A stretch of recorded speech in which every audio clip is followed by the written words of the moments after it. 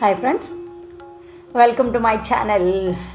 Friends, last ವಿಡಿಯೋದಲ್ಲಿ ನಾವು ಮಹಾಬಲಿಪುರಂಗೆ ಹೇಗೆ ಬಂದ್ವಿ ಅನ್ನೋದನ್ನು ತೋರಿಸಿದ್ದೀನಿ. ನಾವು ಪಾಂಡಿಚೇರಿಯಿಂದ ಮಹಾಬಲಿಪುರಂಗೆ ಹೇಗೆ ಬಂದ್ವಿ ಅನ್ನೋದನ್ನು ನಿಮಗೆ ತೋರಿಸಿದ್ದೀನಿ ಆಲ್ರೆಡಿ.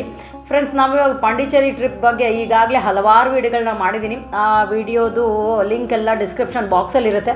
ಆಮೇಲೆ ನಾನು ಏನೇನು ಮಿಸ್ಟೇಕ್ ಮಾಡಿದೆ ಅಲ್ಲಿ ಅನ್ನೋದನ್ನು ವೀಡಿಯೋದಲ್ಲಿ ಶೇರ್ ಮಾಡಿದ್ದೀನಿ. ಸೊ ನಿಮಗೆ ತುಂಬ ಯೂಸ್ ಆಗುತ್ತೆ ಅಂದ್ಕೊಂಡಿದ್ದೀನಿ. ನಾನು ಮಾಡಿರೋ ಮಿಸ್ಟೇಕ್ ನೀವು ಮಾಡಬೇಡಿ. ಆ ವೀಡಿಯೋಸ್ನ ಕಂಪ್ಲೀಟಾಗಿ ನೋಡಿ ಅದೇ ಥರ according to that you just ಆ ಥರ ಪ್ಲ್ಯಾನ್ ಮಾಡಿದರೆ ನಿಜವಾಗ್ಲೂ ಮಸ್ತಾಗಿರುತ್ತೆ. ನೀವು ಯಾವಾಗಲೂ ಪಾಂಡಿಚೇರಿ ಟ್ರಿಪ್ ಪ್ಲ್ಯಾನ್ ಮಾಡೋದಾದರೆ ಫ್ರೆಂಡ್ಸ್, ಮುಂಚೆ ಏನು ಮಾಡಬೇಕು, ಯಾವ ಥರ ಪ್ಲ್ಯಾನ್ ಮಾಡಿದರೆ ಬೆಸ್ಟ್ ಆಗುತ್ತೆ. ಆಮೇಲೆ ಮೇನ್ ಏನಂದರೆ ಬಜೆಟ್ ಫ್ರೆಂಡ್ಲಿ, ಹೆಂಗೆ ನಾವು ಬಜೆಟ್ ಫ್ರೆಂಡ್ಲಿಯಾಗಿ ಆ ಟ್ರಿಪ್ನ ಮಾಡ್ಕೊಂಬರ್ಬೋದು, ಇದನ್ನೆಲ್ಲ ನಾನು ನೀಟಾಗಿ ಶೇರ್ ಮಾಡಿದ್ದೀನಿ. ಅದನ್ನು ನೋಡ್ಕೊಂಬನ್ನಿ ಫ್ರೆಂಡ್ಸ್. ಡಿಸ್ಕ್ರಿಪ್ಷನ್ ಬಾಕ್ಸಲ್ಲಿದೆ ಲಿಂಕು. ನಿಮ್ಮ ಟ್ರಿಪ್ ಈಸಿಯಾಗಿ ಸೂಪರಾಗಿ ಬಜೆಟ್ ಫ್ರೆಂಡ್ಲಿ ಆಗುತ್ತೆ. ಈಗ ನಾವು ಮಹಾಬಲಿಪುರಂಗೆ ಬಂದ್ವಿ ಅಂದರೆ ಪಾಂಡಿಚೇರಿಯಿಂದ ತಮಿಳ್ನಾಡು ಗೌರ್ಮೆಂಟ್ ಬಸ್ಸಲ್ಲಿ ಬಂದಿದ್ದೀವಿ ಫ್ರೆಂಡ್ಸ್. ನಾವು ಅಲ್ಲಿಂದ ಆಟೋ ಹೊತ್ಕೊಂಬಂದ್ವಿ. ಎಲ್ಲಿಂದ ಮೇನ್ ರೋಡಿಗೆ ಬಿಡ್ತಾರೆ. ತಮಿಳ್ನಾಡು ಬಸ್, ಗೌರ್ಮೆಂಟ್ ಬಸ್ ಪಾಂಡಿಚೇರಿಯಿಂದ ನಾವು ಮಹಾಬಲಿಪುರಂ ಬಂದ್ವಿ. ಅದು ಚೆನ್ನೈಗೆ ಹೋಗೋ ಬಸ್ ಇದೆ ಫ್ರೆಂಡ್ಸ್, ಅದು ಮೇನ್ ರೋಡಿಗೆ ಬಿಡ್ತಾರೆ. ಪ್ಲಸ್ ನಾವಿಲ್ಲಿ ಅಲ್ಲಿಂದ ಆಟೋ ಹೊತ್ಕೊಂಡು ಬಂದ್ವಿ. ಆಟೋದವ್ರು ಏನು 500 550 ತೊಗೊಂಡ್ರು. ಬಟ್ ನೀವು ತುಂಬ ಬಾರ್ಗೇನ್ ಮಾಡಬೇಕು ಆಟೋ ಅವ್ರ ಹತ್ರ, ಯಾಕಂದರೆ ಅವ್ರು ನಮಗೆ ಮುಂಚೆ 1000 ರೂಪೀಸ್ ಹೇಳಿದರು. ಬಟ್ ನಾವು 500ಗೆ ಬಾರ್ಗೇನ್ ಮಾಡಿದ್ವಿ ಫ್ರೆಂಡ್ಸ್. ಇಲ್ಲಿ ಸುಮಾರು ಮಾನ್ಯುಮೆಂಟ್ಸ್ ಇದೆ. ಎಲ್ಲ ಮಾನ್ಯುಮೆಂಟ್ಸಿಗೂ ನೀವು ಒಂದೇ ಟಿಕೆಟ್ ತೊಗೋಬೇಕು. ನೀವು ಇಲ್ಲಿ ಸ್ಕ್ಯಾನ್ ಮಾಡ್ಬೋದು, ಇಲ್ಲ ಅಂದರೆ ನೀವು ಅಲ್ಲಿ ಟಿಕೆಟ್ ತೊಗೋಬೋದು. ಇಂಡಿಯನ್ ಸಿಟಿಸನ್ಸ್ಗೆ 40 ರೂಪೀಸ್ ಇರುತ್ತೆ. ಹಾಗೆ ಬೇರೆ ಕಂಟ್ರಿ ಸಿಟಿಸನ್ಸ್ಗೆ 600 ರೂಪೀಸ್ ಇರುತ್ತೆ. ಇಲ್ಲಿ ಸುಮಾರು ಮಾನ್ಯುಮೆಂಟ್ಸ್ ಇದೆ ಫ್ರೆಂಡ್ಸ್. ಎಲ್ಲ ಮಾನ್ಯುಮೆಂಟ್ಸ್ ನೋಡೋದಕ್ಕೂ ನೀವು ಇಲ್ಲಿ ಟಿಕೆಟ್ ತೊಗೋಬೋದು. ಸೊ ನಾವಿಲ್ಲಿ ಸ್ಕ್ಯಾನ್ ಮಾಡಿದ್ವಿ. ಸ್ಕ್ಯಾನ್ ಮಾಡಿ ಆ ಟಿಕೆಟ್ ಅಲ್ಲಿ ಎಂಟ್ರೆನ್ಸಲ್ಲಿ ತೋರಿಸಿದ್ವಿ ಫ್ರೆಂಡ್ಸ್. ಇಲ್ಲಿ ಇದು ಮಾನ್ಯುಮೆಂಟ್ ಬಂದು 5 ರಥಗಳು ಅಂತ. ಇಲ್ಲಿ ಯುಧಿಷ್ಠಿರನ ರಥ, ಧರ್ಮರಾಯನ ರಥ, ಅರ್ಜುನನ ರಥ, ದ್ರೌಪದಿ ರಥ, ನಕುಲ ಸಹದೇವನ ರಥ, ಭೀಮ ರಥ, ಈ ಥರ ಎಲ್ಲ ಥರದ್ದು ರಥಗಳು ಇಲ್ಲಿವೆ. ಅದ್ರದ್ದು ಏನು ಸ್ಟೋರಿ ಅಂತ ನಾನು ನಿಮ್ಗೆ ಹೇಳ್ತೀನಿ.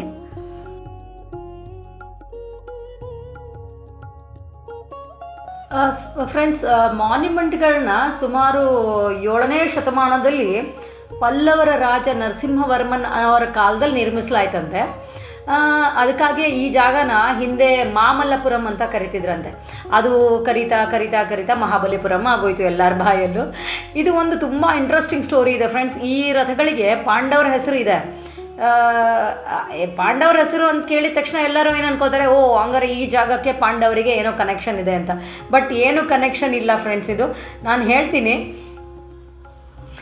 ಜನ ಇದನ್ನು ಪಾಂಡವರೇ ಕಟ್ಟಿದ್ರು ಅಥವಾ ಪಾಂಡವ್ರ ಕಾಲದಲ್ಲಿ ಇದ್ದವು, ಅದೆಲ್ಲ ನಿಜ ಅಲ್ಲ ಫ್ರೆಂಡ್ಸ್. ಈ ಸ್ಮಾರಕಗಳನ್ನ ನಿರ್ಮಾಣವಾದ ಹಲವಾರು ವರ್ಷಗಳ ನಂತರ ಜನರು ಈ 5 ರಥಗಳನ್ನ ಒಟ್ಟಿಗೆ ನೋಡಿದಾಗ ಅವರೇನಕ್ಕೆ ಶುರು ಮಾಡಿದರು, ಮಹಾಭಾರತದ ಪಾಂಡವ್ರ ಥರ ಇದೆ ಇವು, ಸಣ್ಣದಾಗಿರೋದು ಧರ್ಮರಾಯ, ಈ ಥರದ್ದು ದೊಡ್ಡ ರಥ ಇರೋದು ಭೀಮನ್ ಥರ ಇದೆ, ಈ ಥರ ಅವರೇ ಹೆಸರಿಟ್ಕೊಂಡು ಬಂದರು.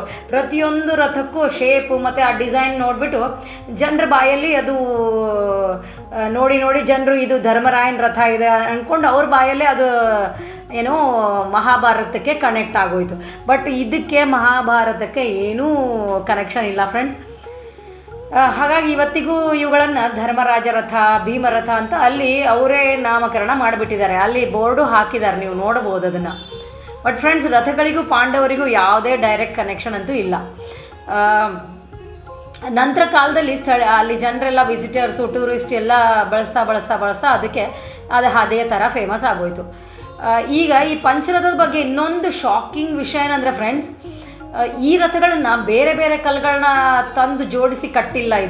ಇದು ಒಂದೇ ಒಂದು ದೊಡ್ಡ ಬಂಡೆಯಲ್ಲಿ ಕೆತ್ತಿ ಎಷ್ಟು ಚೆನ್ನಾಗಿ ನಿರ್ಮಿಸಿದಾರಂದರೆ, ನೀವು ಈಗ ನೋಡ್ತಿರೋ ಈ ಪ್ರತಿಯೊಂದು ರಥ ಕೂಡ ಒಂದು ಸಿಂಗಲ್ ರಾಕ್, ಒಂದೇ ಒಂದು ದೊಡ್ಡ ಬಂಡೆಯಲ್ಲಿ ಮಾಡಲಾಗಿರೋದು.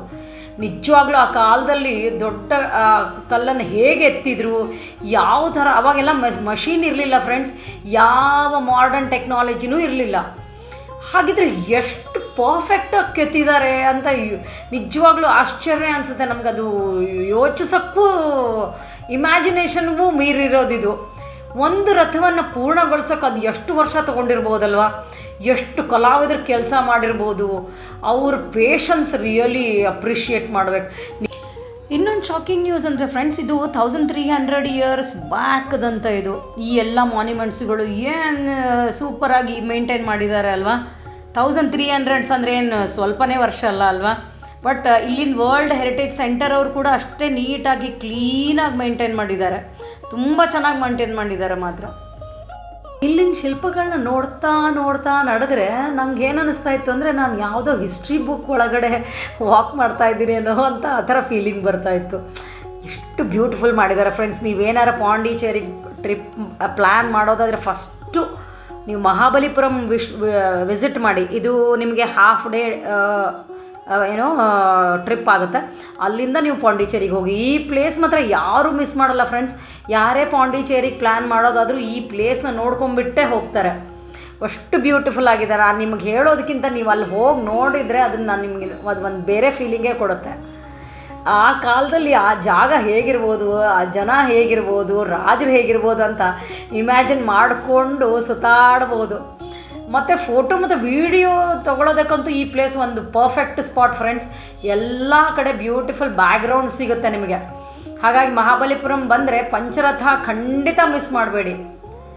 ಇತಿಹಾಸ, ಕಲೆ, ಆರ್ಕಿಟೆಕ್ಚರ್ ಇಷ್ಟಪಡೋರಿಗೆ ಇದು ಒಂದು ಮಸ್ಟ್ ವಿಸಿಟ್ ಪ್ಲೇಸ್ ಅನ್ಕೋತೀನಿ ನಾನು. ಇದು ಭೀಮನ್ ರಥ ಥರನೇ ಇದೆ, ದೊಡ್ಡದಾಗಿದೆ, ಅಗಲವಾಗಿ ಎತ್ತರವಾಗಿದೆ. ಇದು ಬ್ಯಾಕ್ಗ್ರೌಂಡ್ ನಾನು ನಿಮ್ಗೇನು ತೋರಿಸ್ತಾ ಇದ್ದೀರಲ್ಲ, ಇದು ಬ್ಯಾಕ್ ಸೈಡಲ್ಲಿ ಈ ಥರ ವ್ಯೂ ಇದೆ. ಎಲ್ಲ ಪಂಚರಥಗಳದ್ದು ಬ್ಯಾಕ್ ಸೈಡು ಈ ಥರ ವ್ಯೂ ಬರುತ್ತೆ. ಸೊ ಆ ಸೈಜ್ ಮೇಲೆ ಜನರು ಹೆಸರಿಟ್ಟಿದ್ದಾರೆ ಆ ಥರ. ಫ್ರೆಂಡ್ಸ್, ಮುಂದೆ ನಾನು ತೋರಿಸ್ತೀನಿ ಮುಂದಿನ ವೀಡಿಯೋಸಲ್ಲಿ ಮಹಾಬಲಿಪುರಮಲ್ಲಿ ಇನ್ನು ಏನೇನು ಪ್ಲೇಸಸ್ ಇದೆ ನೋಡೋದಕ್ಕಂತ. ಸೊ ಮಿಸ್ ಮಾಡ್ಕೋಬೇಡಿ, ವೀಡಿಯೋಸ್ ನೋಡ್ತಾ ಇರಿ. ಆ್ಯಂಡ್ ಫ್ರೆಂಡ್ಸ್, ನಿಮ್ಗೆ ಏನಾದರೂ ಈ ವಿಡಿಯೋ ಇಷ್ಟ ಆಗಿದರೆ ಪ್ಲೀಸ್ ಶೇರ್ ಮಾಡಿ, ಸಬ್ಸ್ಕ್ರೈಬ್ ಮಾಡಿ. ಪ್ಲೀಸ್ ಸಬ್ಸ್ಕ್ರೈಬ್ ಮಾಡ್ಕೊಂಡು ನೋಡಿ ಫ್ರೆಂಡ್ಸ್. ನಿಮ್ಮದು ಒಂದು ಸಬ್ಸ್ಕ್ರಿಪ್ಷನ್ ನನಗೆ ತುಂಬ ಹೆಲ್ಪ್ ಆಗುತ್ತೆ, ನನಗೆ ಮೋಟಿವೇಶನ್ ಕೊಡುತ್ತೆ. So thank you friends, thank you so much.